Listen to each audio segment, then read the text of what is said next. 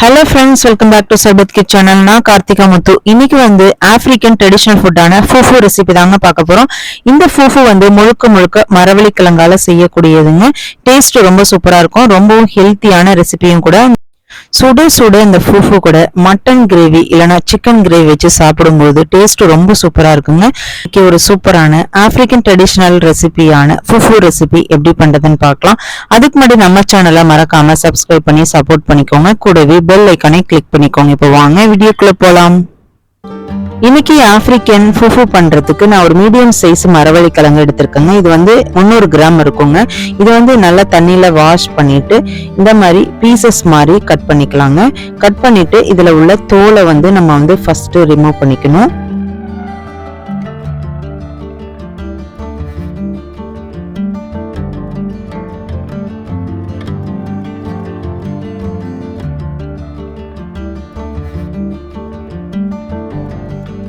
Next சின்ன சின்ன பீசஸா இந்த மாதிரி கட் பண்ணி எடுத்துக்கோங்க. கட் பண்ணிட்டு உடனே தண்ணியில போட்டுருங்க. இல்லனா அந்த மரவள்ளி கிழங்கோட அந்த கலர் சேஞ்ச் ஆயிடுங்க, பிளாக்கா மாறிடும்.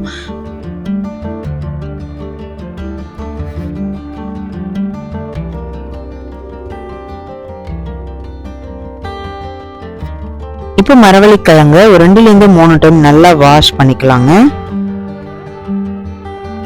இப்போ ஒரு மிக்ஸி ஜாரை எடுத்துட்டு நம்ம கழுவி வச்சிருந்த மரவள்ளி கிழங்கு எல்லாத்தையுமே இதுல போட்டுக்கலாங்க.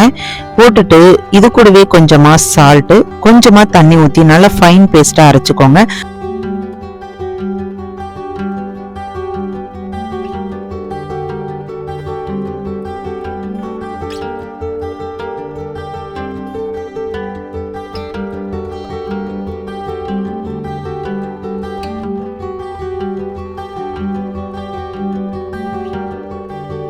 இப்போ மரவள்ளி கிழங்கு நல்லா ஃபைன் பேஸ்டா அரைச்சாச்சுங்க. இப்போ அடுப்பை பற்ற வச்சு ஒரு நான்ஸ்டிக் பேன் போட்டுக்கோங்க. நான்ஸ்டிக் பேன்ல தான் கொஞ்சம் ஒட்டாம வரும். இப்போ இதுல நம்ம அரைச்சு வச்சிருந்த மரவள்ளி கிழங்கு பேஸ்ட் போட்டுக்கோங்க. இது கூடவே கொஞ்சமா தண்ணி ஊத்தி அந்த மிக்ஸி ஜாரை கழுவி ஊத்திக்கோங்க. நெக்ஸ்ட் அடுப்பை சிம்மில் வச்சுக்கோங்க. வச்சுக்கிட்டு ஒரு கரண்டி வச்சுட்டு இந்த மாதிரி கைவிடாம கிண்டி விட்டுட்டே இருங்க. ஃபர்ஸ்ட் எடுத்தோடனே கொஞ்சம் ஒட்டுற மாதிரி தான் இருக்கும். அப்புறம் கொஞ்சம் கொஞ்சமா கட்டி பிடிக்கிற மாதிரி இருக்கும். ஸோ அதெல்லாம் இல்லாம நல்லா மிக்ஸ் பண்ணிட்டே இருக்கணும். ஒரு 5 to 10 நிமிஷம் நல்லா மிக்ஸ் பண்ணதுக்கு அப்புறம் இந்த மாதிரி ஒரு கம் ஸ்டேஜ்ல உங்களுக்கு மரவள்ளி கிழங்கு பேஸ்ட் கிடைக்குங்க. இதையே ஒரு 2 நிமிஷத்துக்கு நல்லா மிக்ஸ் பண்ணி விட்டுட்டே இருந்தீங்க அப்படின்னா உங்களுக்கு அந்த பேன்ல ஒட்டாம வருங்க. ஸோ இதுதான் கரெக்டான கன்சிஸ்டன்சி.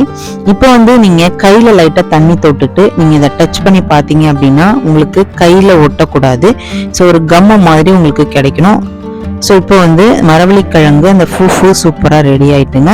இப்போ அடுப்பை ஆஃப் பண்ணிக்கலாம்.